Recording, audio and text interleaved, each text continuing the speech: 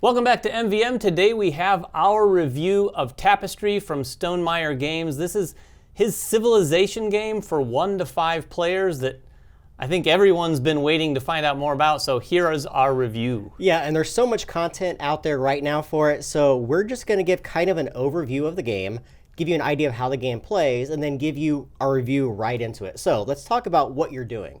Each of the players, and it plays up to 5, is going to represent a different civilization. Now, we've done a showcase on all 16 of these civilizations, but each of these are going to give the player some abilities that are unique to each of the different ones playing the game.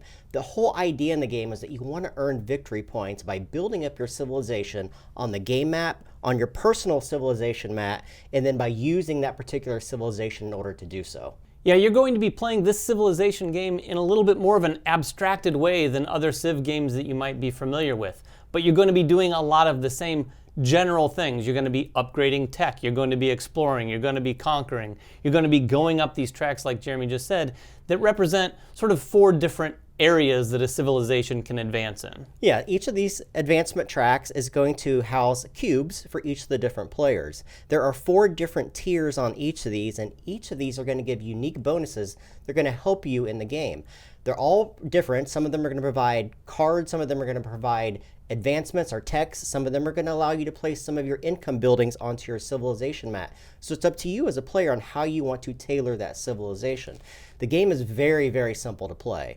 On your turn, you're doing 1 of 2 actions. You're either taking an income round or you're taking an advancement round. This is going to change, so each of the players at the table is going to be at different points in the game at different times. Yeah, you can choose to take your income round whenever you want. The game is going to start with everyone taking their first income round, but from that point forward, you're going to take advancement turns until you choose to take an income round, which is effectively the intermission between the advancement rounds for you personally.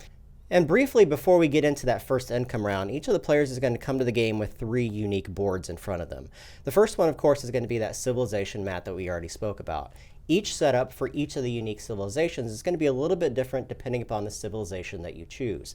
Then you're going to have your player board. The player board is going to have 3 unique spots on it. At the very top are going to be your 4 different income buildings. The whole objective of this game is to get these income buildings off of your player mat onto your capital city mat, or maybe onto your civilization map, depending upon the civilization that you choose, because underneath each of these buildings are going to be resources, victory points, or some other benefit you get from getting them off of your player mat. In the center is going to be the place where you're going to house your Tapestry cards, hence the name of the game, Tapestry itself. And across the bottom is going to be your track for all 4 of the basic resources in the game. Yeah, in a very basic sense, like Jeremy said, those buildings are what you're wanting to get off of your income mat. You're taking the advancement turns to do so, and then when you take your income round, you're going to be able to take more and more rewards the fewer buildings that are on that mat. And like we said, those buildings are mostly going to go to the capital city mat. Everyone's going to have a capital city that's also represented out on the main board with their first 2 outposts placed in a very specific hex. And you're going to be placing your buildings on these different districts in these individual spots. Note that all of these different capital city maps have pre-constructed dots here that you cannot build on, so you have to sort of negotiate your way around those. You're going to be filling those districts with those income buildings as well as the landmarks. The landmarks are a completely different beast, and these are large and very unique buildings here at the top of the board. These are going to be acquired as you go up the various tracks on the main board. When you're looking at this capital city map, there's going to be some pre-constructed areas on here that you cannot build over. And of course, the landmarks are going to cover these up in greater density. The whole objective with this capital city map is you get free resources anytime you cover up one of those 3x3 grids, but also for your rows and your columns, you're going to gain some victory points during the income round, depending upon one of the income buildings and what's uncovered there. So as we said, the first thing that's going to happen is the income round. And right there on your player board, it's going to walk you through the 4 different steps that are going to happen during each of your income rounds. Now, on the very first turn of the game, some of those aren't going to trigger right at the start. But the first thing you always look at is your civilization. Now, some of these civilizations have no effects at all during the income round. Some of them do. That's the beauty of this game, is that each of these civilizations is going to be a little bit different in how you want to structurally play the game. The second thing that's going to happen is you get to play a Tapestry card. Not on the first round, but you get to do so on the second, third, and fourth round of the game. You're going to have a variety of different Tapestry cards in your hand at any given moment within the game. each of these is going to have a unique power to them. Sometimes it's when played, sometimes it's during the era that you're playing in. Those cards are going to be played structurally onto your player board. Now these are going to have also some unique powers that you're going to be able to take advantage of throughout the game. Yeah, not only that, if you're the first person to take an income round throughout the rest of the game and place that tapestry card down, you're going to get a free resource or 2 or 3. The third thing that's possibly going to happen on your turn is you get to upgrade one of your tech cards. Now, off to the right-hand side of your capital city mat, you're going to see location for tech cards. You can have any number of these in any of these 3 rows. However, each new tech card that you introduce into the game will always come at the bottom location. You're allowed to take any one of these and upgrade them one step up. Now, when you're looking at these tech cards, they're very unique because they're going to each have variable powers on them. One is a circle power that's over here, and then one is a square power. Once one of these reaches that middle section, which is the circle, that circle is going to activate. And once it reaches the square will activate. Now the square has some prerequisites that are important to look around the table and see if you've met those. However, these are important to have because they're going to give you those powers to activate throughout the game. Yeah, it's just another one of the many things in this game that you have to sort of orchestrate in order to get more resources, get more out of your turns, and really stretch out your game. And the final thing you're going to do on the income round, the most important thing in the very first part of the game, is you're going to collect all of the icons that are uncovered on your income buildings. At the very start, you're just getting one of each of the basic resources, which moves each of your basic resources up one step. You're going to be able to draw a tapestry card, and then you're going to be able to draw one of the territory tiles. Now, of course, as the game progresses, you're going to have more and more options to use, which each of these different things activate during that income round. Once everyone does their income round, you're going to go straight into the game, and this is the meat and potatoes of the game. It's called the advancement round, and this is where you're allowed to take your cubes and advance them up one of the 4 different advancement tracks, paying resources in order to take those powers. Yeah, and the advancement round couldn't be any simpler. On your turn, you're simply going to choose one of those tracks and advance your cube 1 space on that track. All you have to do is pay the resource above the tier that you're moving into. So for instance, if I was moving up here, I would pay 1 resource of any kind. But as you can see, as you go up, it's going to require more resources and some specific resources to go up the various tracks. Anytime you move into a new location, you're going to take that power. Each of these different advancement tracks has different types of benefits that are usually akin to that particular track. Also, each one of these new tiers is going to unlock a landmark for the first player that gets into that location. So as the players move into these locations, they're allowed to look at this landmark board, take that landmark that's associated with that tier, and then place it onto their capital city mat. And again, if they cover any of those districts, they're allowed to collect a free resource, and essentially stringing out their turn longer and longer. Yeah, and covering up those districts really does become a bit of a Tetris game. You're going to be placing the buildings as best you can to fill up those districts, fill up those rows and columns, and keep in mind too that if you can't quite do that with some of these landmarks in particular, you can actually let them hang off the edges and use as many spaces as possible. And we'll discuss more about each of these advancement tracks as we get into the review, but let's talk about how the game is going to end. Of course, we already mentioned that each of the players is going to be a little bit off on when they're taking their income round versus when they're taking their advancement rounds. However, your game is going to end once you have filled up all 3 of your tapestry cards and taken one final income turn, essentially trying to get some final in-game points. You're going to be waiting for the other players to complete their final income turn. You're basically going to add up all the victory points that you've collected at that given point, plus any in-game points that are on the map itself. Yeah, there are a lot of points you're going to be gaining through the game, and this is one of those games for sure where the scoring builds. In the first round, you're only going to be scoring a few points, if any, really.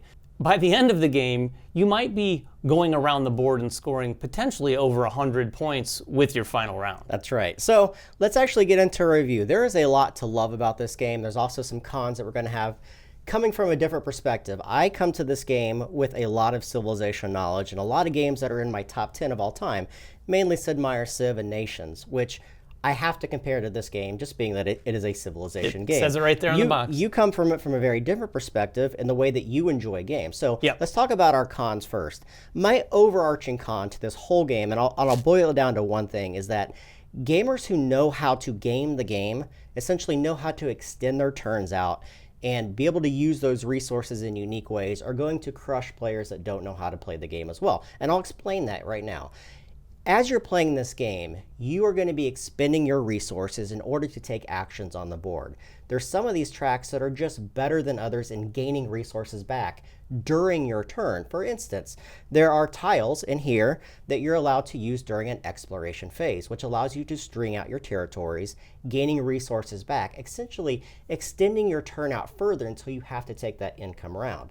So players that know how to kind of game that are going to use that strategy if they want to essentially win the game or progress further than other players. Now, it doesn't mean it's the only way to win, but it's definitely one of the most effective ways to win in this game. Yeah, I would agree that there are some things in this game that you have to do. And if you don't ever spend any time stringing out your turn by getting more resources, for instance, I've told my children this. You could play this game and just take your income round, your income round, your income round, you'd be done. You're not going to score any points. But if you do that, and in essence, if you don't string out your turns, you're effectively getting closer to doing something like that. You're not going to be able to score as many points. At the end of the day, this game is about getting these income buildings off of your mat as quickly as possible so you can milk those as much as you can throughout the rest of the game. Yeah, and there's essentially a couple tracks that allow you to do that. For instance, the exploration track, the military track, and some of the cards within the tech track are really strong cards. So experienced players are going to navigate to those particular tracks. Whereas the science track, I've tried to go hard strategy here and just do a science track. It's not as powerful. It's more of a supplementary track. So players that want to explore that avenue are probably not going to do as well as others who do the three that we already previously mentioned.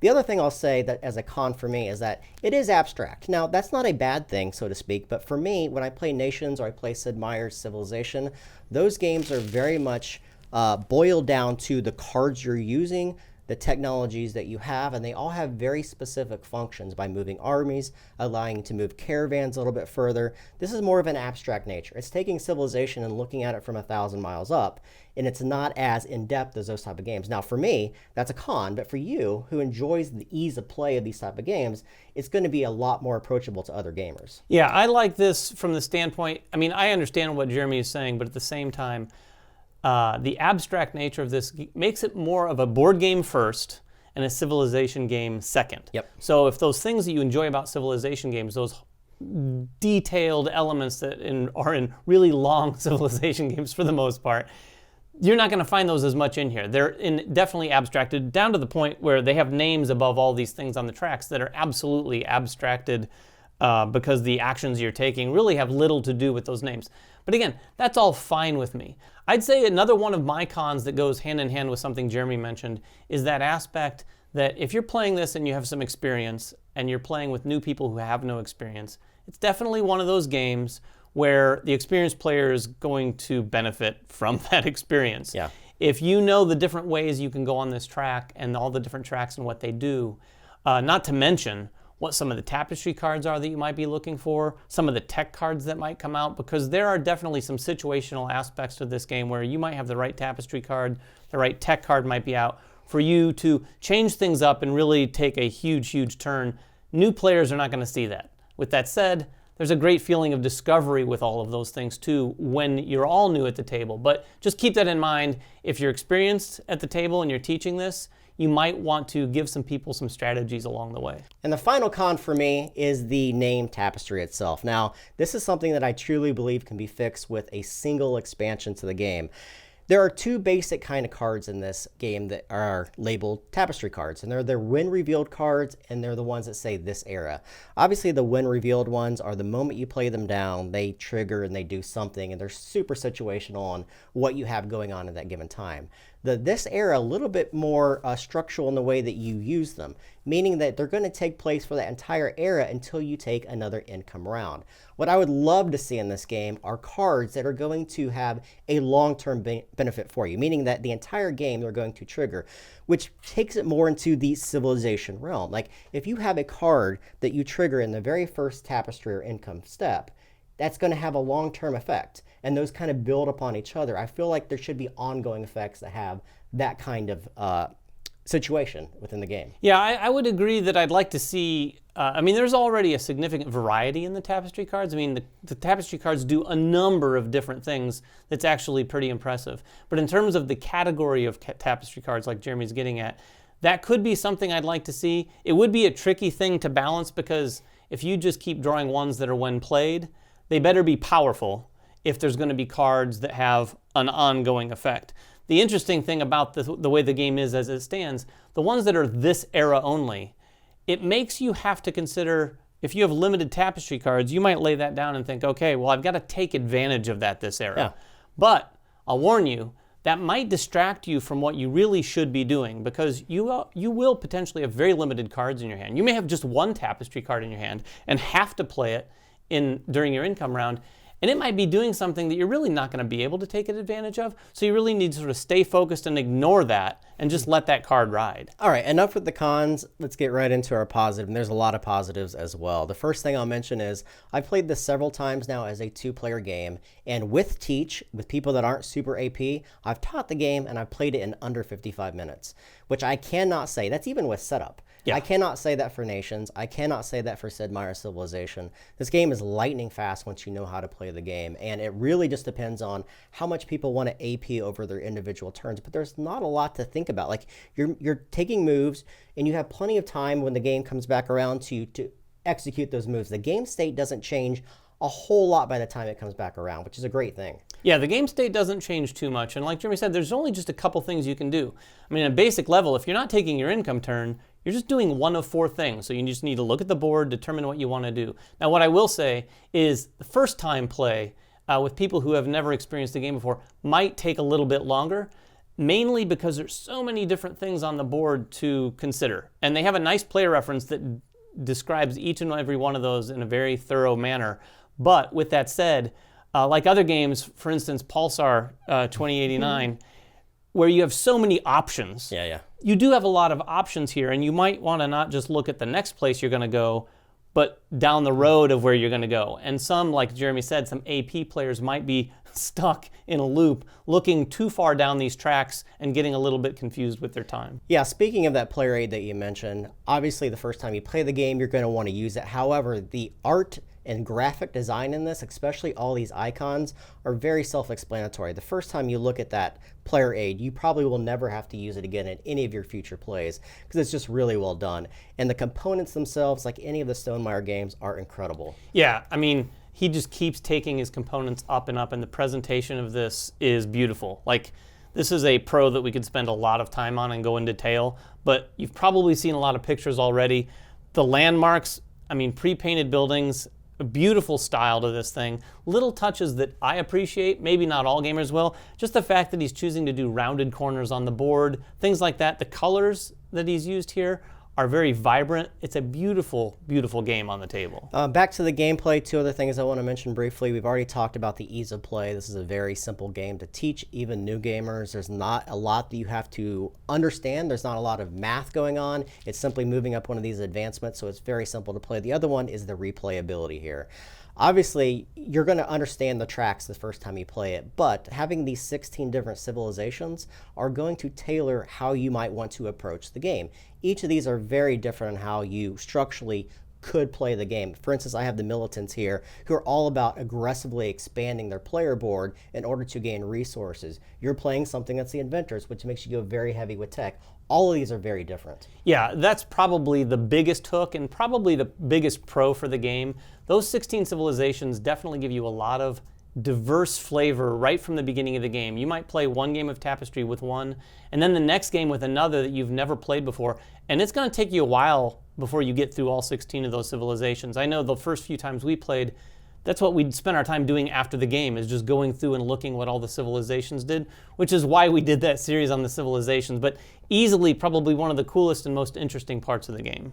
So do you have any more pros for the game? No, nothing specific. I do really like this game. It's beautiful. It's a nice sort of accessible, in its abstract nature, civilization game that I think will bring a lot more people to that sort of category, even though it doesn't have all of the things that a traditional Civ game has. I agree. It's very easy to play. It's going to touch on a lot of things that people enjoy about these type of games that don't want to dig into a 2-hour, 3-hour game. Yeah. So that is Tapestry. If you have any questions about the game, make them in the comments below. Subscribe to us, follow us on Twitter, like us on Facebook, and everything else that we do. And we will catch you guys next time. Bye-bye.